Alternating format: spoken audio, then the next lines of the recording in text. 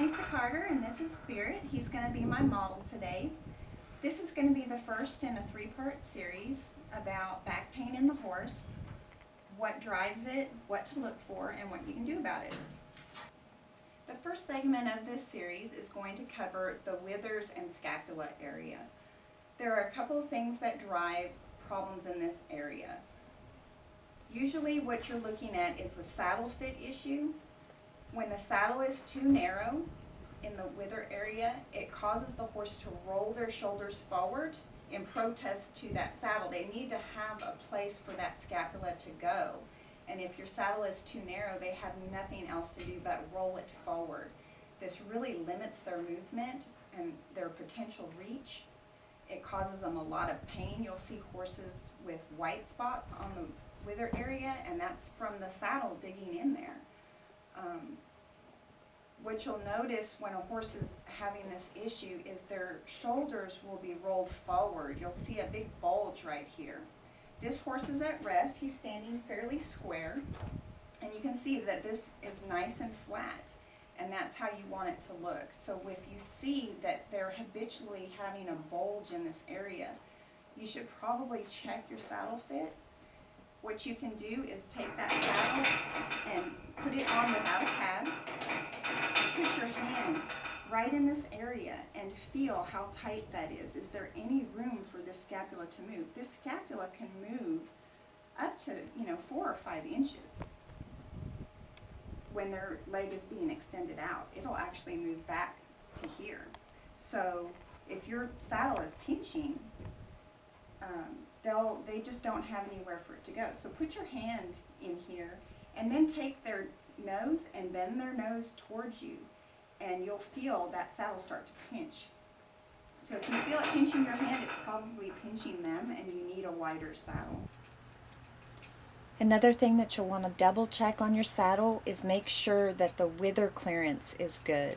You want to make sure that that saddle does not sit directly on top of the withers. There needs to be a good, at least 1.5 to 2 inch gap between the withers and the saddle to make sure that it's not banging on top of those withers, because that can cause huge problems for your horse. Lots of pain associated with that. So double check that. The other thing that I wanted to talk a little bit about is compression of the muscle girdle at the shoulder and withers. What can happen here is that your horse can literally grow or shrink with the tension associated with the trapezius muscles that are over the scapula and wither area. What ends up happening is that since the leg is not attached to the frame of the horse bone to bone, it is only attached via a muscle girdle. When those muscles are contracted, it can actually close the space between the withers and the leg.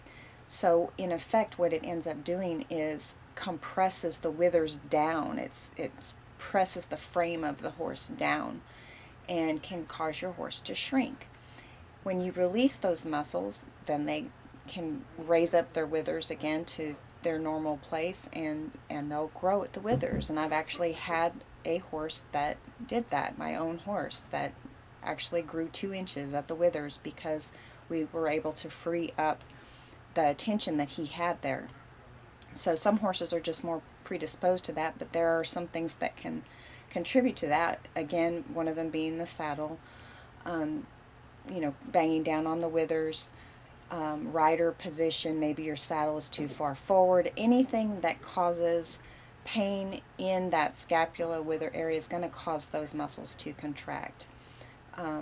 Pain in the feet can also affect those. So if you have horses with laminitis or foundered horses, or injuries to the limbs, they can also cause issues with compression of those muscles because it's all attached. And just like you or I, if we're in a lot of pain, we're going to clench up, and those muscles right there are the equivalent of our own shoulders. And when you get tense, you kind of raise up your shoulders, and everything gets bound up, and it's just the same thing with the horse. I just want to mention one more thing briefly, simply because it displays itself as back pain in the horse, and in particular with the saddle and cinching. When a horse has a problem with one of the first couple of ribs, in particular the first rib, which is located underneath the scapula at the junction between the cervical and thoracic vertebra, it's very, very difficult to get into that area to work and to help the horse put things back into place.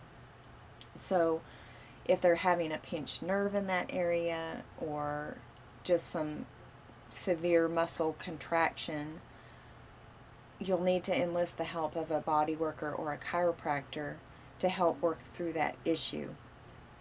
Some of the symptoms can be extreme cinchiness, reluctance to move out, favoring of one of the front limbs, difficulty bending in one direction. You might even have a horse that bucks.